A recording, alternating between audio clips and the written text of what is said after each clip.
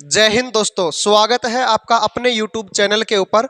और जैसा कि आप सभी विद्यार्थी ये जानते हैं कि हम हमारी पिछली कक्षाओं के अंतर्गत भारत के भूगोल के संदर्भ में बातें कर रहे थे। और उसी भारत के भूगोल के संदर्भ में सबसे पहले हमने जो है शुरुआत की थी भारत के नामकरण के बारे में, यानी कि भारत को किस किस नाम से हम जानते हैं। इस पोर्शन को हमने पहले ही क्लास में जो है अलग ही स्वैग में जो है पूरी डिटेल से बात की है इस टॉपिक के बारे में। और जैसा दूसरा जो हमारा टॉपिक है, उस टॉपिक में हमने भारत के स्थिति एवं विस्तार के बारे में बात की थी, जिसमें मैंने आपको ग्लोब में भारत की स्थिति के बारे में बताया था और अक्षांशीय विस्तार के बारे में मैंने आपको डिटेल से बताया था। उसी कड़ी में हम आज की क्लास में बात करना चाहेंगे भारत के देशांतरीय विस्तार के बारे में। और भारत का देशांतरीय विस्तार अगर हम पढ़ें तो देशांतर रेखाओं के अनुसार भारत को किस किस देशांतर रेखा के बीच के अंदर जो है भारत की स्थिति है, इसके बारे में डिटेल से बात करेंगे। तो चलिए दोस्तों, शुरू करते हैं इस टॉपिक के बारे में। और जैसा आप सभी ये जानते हैं कि हम जो है इंडियन ज्योग्राफी के बारे में बात कर रहे हैं। तो इंडियन ज्योग्राफी के बारे में यानी भारतीय भूगोल के बारे में हमने भारत के जो है देशांतरीय व अक्षांशीय विस्तार के बारे में बात की थी। और उसी कड़ी में हम जो है भारत के जो हमारा जो टॉपिक था, उस टॉपिक का नाम था स्थिति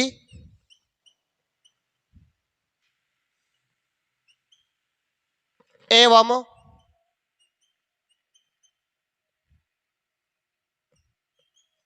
विस्तार। और इसी स्थिति एवं विस्तार के बारे में हम सबसे पहले बात कर रहे थे कि भारत को जो है स्थिति विस्तार के अंतर्गत हमने सबसे पहले ग्लोब में भारत की स्थिति के बारे में डिटेल से बात की कि भारत में ग्लोब, पहले तो ये बात की थी कि ग्लोब होता क्या है, किसे हम ग्लोब कहते हैं।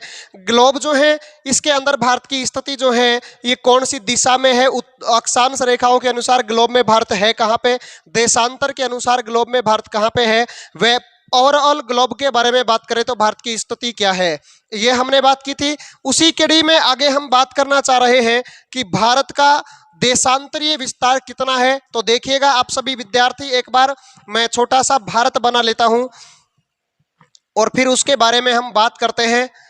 आप अच्छे से ये जानते होंगे कि भारत बहुत ही प्यारा हमारा देश, जिसके लिए हम हर वक्त मर मिटने की कसमें खाते हैं, उसी भारत के बारे में हम जो है डिटेल से बात कर रहे हैं।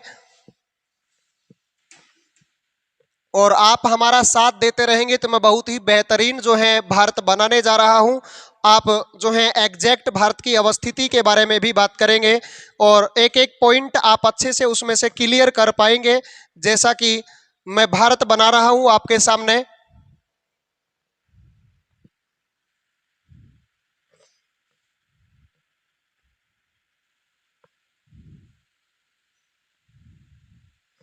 ये हमारा प्यारा भारत है आप सब विद्यार्थियों के सामने। इस प्यारे भारत के संदर्भ में हमने कल की क्लास में जो बात की थी वो मैंने आपको ये बताया था कि भारत का जो अक्षांशीय विस्तार है वो यहाँ से शुरू होता है, जो कि हमारे पास है 8 डिग्री 4 मिनट नॉर्थ से। और कहाँ तक चलता है, तो भारत का अक्षांशीय विस्तार जो हमारे पास चलता है वो चलता है 37 डिग्री 6 मिनट जो है नॉर्थ तक भारत का अक्षांशीय विस्तार है।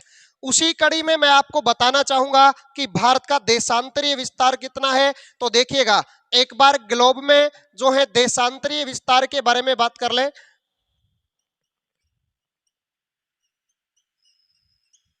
तो ये हमारे पास देशांतरीय विस्तार है। और देशांतरीय विस्तार में देखिएगा तो ये हमारे पास कुछ एक ग्लोब की ये अवस्थिति है। और इसी ग्लोब के अंतर्गत मैं बात करूं तो आप ये अच्छे से और बहुत ही बड़े ही इत्मीनान से आप ये जानते होंगे कि इसके बारे में आपने देखा होगा कि देशांतर रेखाओं की अवस्थिति आपको ग्लोब के अंतर्गत इस प्रकार से देखने को प्राप्त होती है, यानी कि देशांतर रेखाएं आपको इस प्रकार से ग्लोब में देखने को मिलेंगी। इन्हीं देशांतर रेखाओं के बारे में हम बात करें तो भारत की अवस्थिति जो है देशांतर रेखाओं के बीच में कहाँ पे आपको देखने को मिलती है।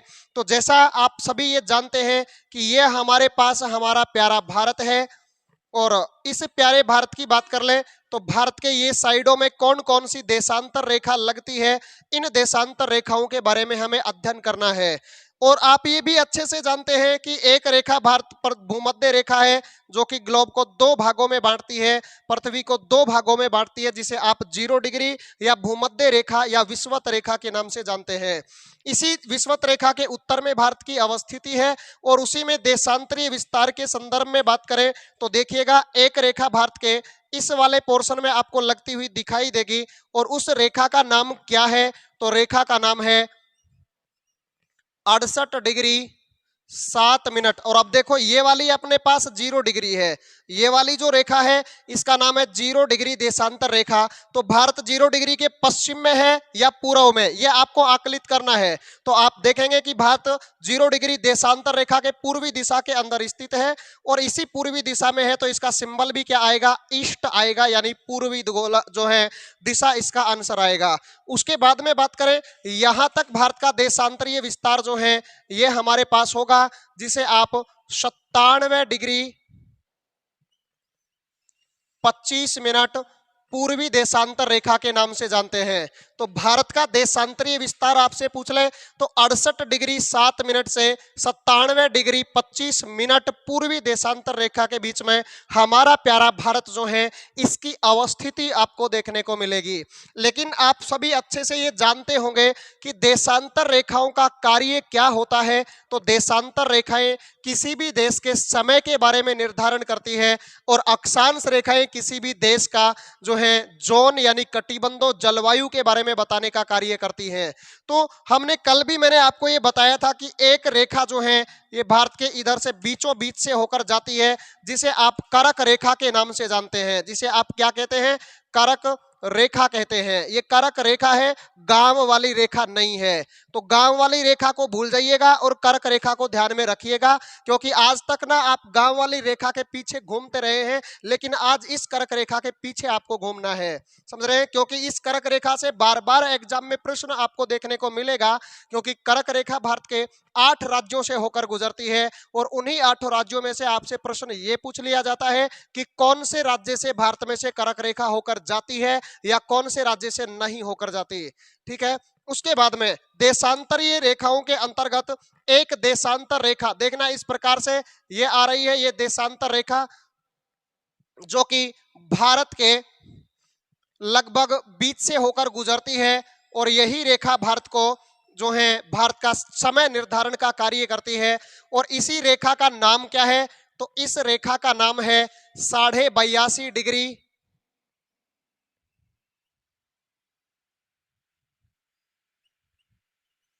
82.5 डिग्री पूर्वी देशांतर रेखा, या इसे ही कहते हैं भारत का मानक समय।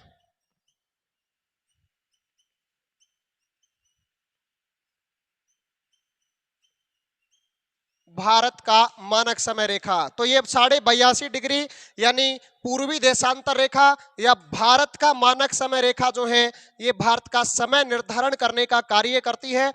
और इस रेखा की बात करें तो यह रेखा भारत के कितने राज्यों से होकर गुजरती है, तो यह रेखा भारत के 5 राज्यों से होकर जाती है। कितने राज्यों से होकर जाती है, 5 राज्यों से होकर ये रेखा गुजरती है। और वो 5 राज्य हैं कौन से अपने पास, उन 5 राज्यों की बात करें तो एक छोटा सा सूत्र आपको देखने को मिलेगा। याद करने के लिए आपकी सहूलियत के लिए मैंने ये सूत्र डेवलप किया है और इस सूत्र का नाम है 36 आंधा, यानी कि 36 आंधा उड़ीसा में उल्टा। 36 आंधा उड़ीसा में उल्टा, यानी कि सीधी सी बात करें इसका मतलब क्या हो गया, छत्तीसगढ़ हो गया। इसका मतलब क्या हो गया, आंध्र प्रदेश हो गया।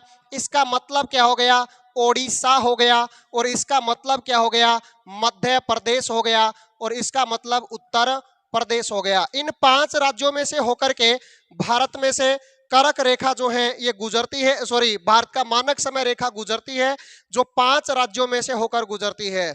इसके बाद में हम बात करें कि भारत के, आपने कई बार सुना होगा कि भारत जो है इस भारत के राज्यों के संदर्भ में आपसे ये बहुत बार पूछा जाता है कि भारत की उत्तर से दक्षिण की लंबाई कितनी है, भारत की पश्चिम से पूर्व की लंबाई कितनी है। तो ध्यान से देखिएगा, भारत की उत्तर से दक्षिण की लंबाई कितनी है देखना।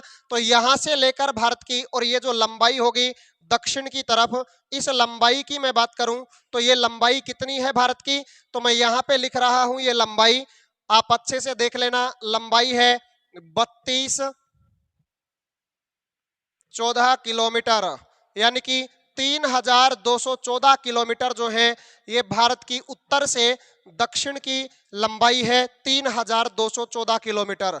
उसके बाद में हम बात करें कि भारत की जो है लंबाई के बारे में ही, तो भारत की लंबाई पश्चिम से लेकर के और आपसे पूर्व की लंबाई पूछ ली जाए तो ये लंबाई कितनी है, ये लंबाई है 2933 किलोमीटर। कितनी है, 2933 किलोमीटर, यानी कि 2933 किलोमीटर भारत की पश्चिम से पूर्व की क्या है, लंबाई है।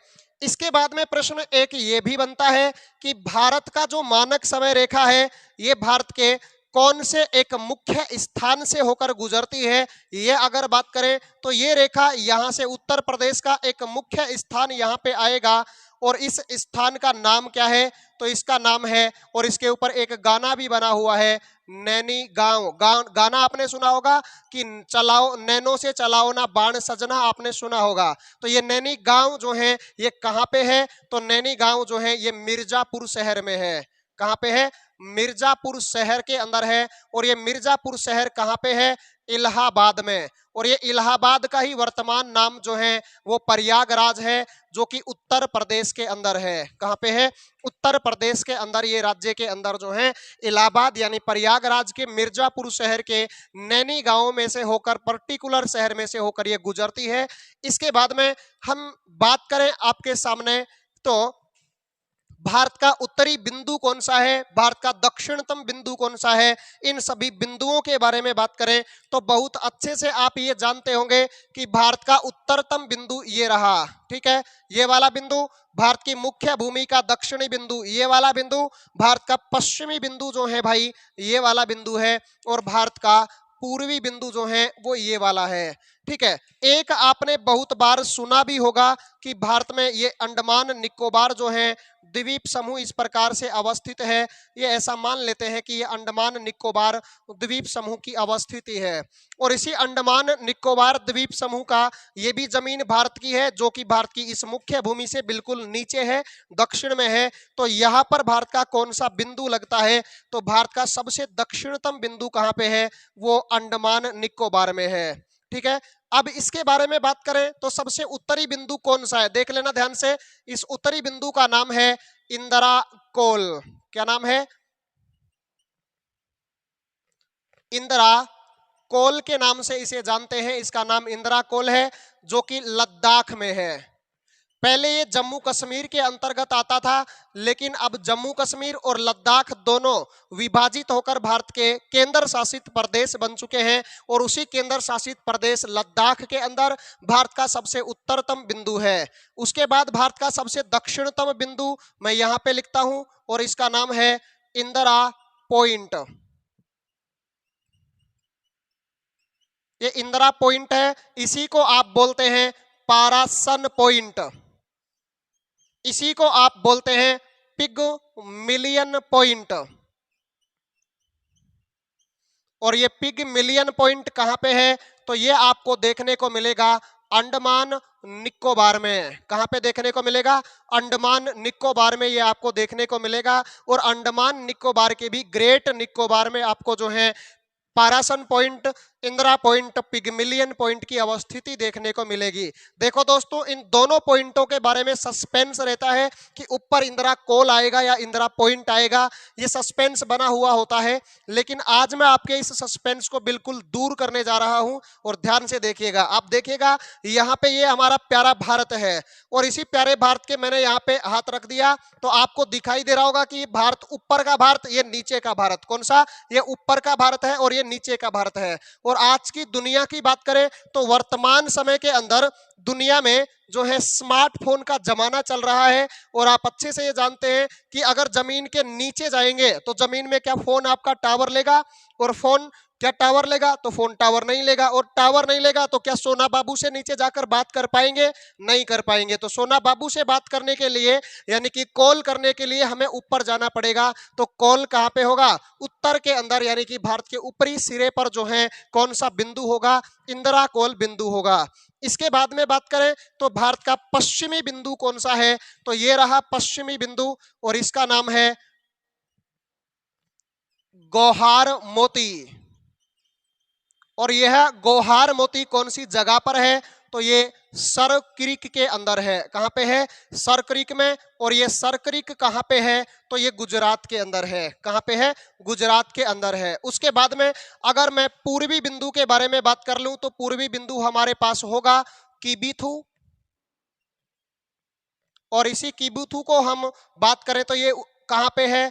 वालांगू में है। और ये वालांगू कहां पे है? तो ये अरुणाचल प्रदेश के अंदर है।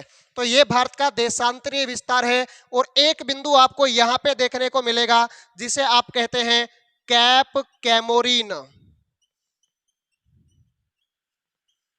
कैप कैमोरीन जो कि कन्याकुमारी में है। कन्याकुमारी के अंदर है, कन्याकुमारी में नहीं है ना, ये कन्याकुमारी के अंदर है। कभी कन्याकुमारी का नाम सुनकर आपके दिल में और ही ख्याल आ जाए, ये कन्याकुमारी है, कुमारी नहीं। समझ रहे हैं? और ये कहां पे है? तमिलनाडु के अंदर आपको देखने को प्राप्त होगा। तो दोस्तों ये हमारा अक्षांशीय विस्तार हमने पिछली क्लास में पूरा कर लिया था, जिसको भी मैंने आपको हल्का सा जो है दोबारा से समझाया है। और उसके बाद में हमने बात की है कि भारत का देशांतरीय विस्तार कितना है और देशांतर विस्तार के अंतर्गत भारत का मानक समय रेखा कौन सी है। तो आज की क्लास में हमने भारत के एक स्तुति विस्तार के टॉपिक को पूरी तरीके से समाप्त कर लिया है। आगे हम कल की क्लास में बात करेंगे और एक नए टॉपिक के साथ रूबरू होंगे, जिसमें हम भारत के पड़ोसी देशों के साथ व भारत में और क्षेत्रफल, जनसंख्या, इन टॉपिक, इन बिंदुओं से संबंधित जानकारियां प्राप्त करेंगे। तो आज के लिए इतना ही। धन्यवाद दोस्तों।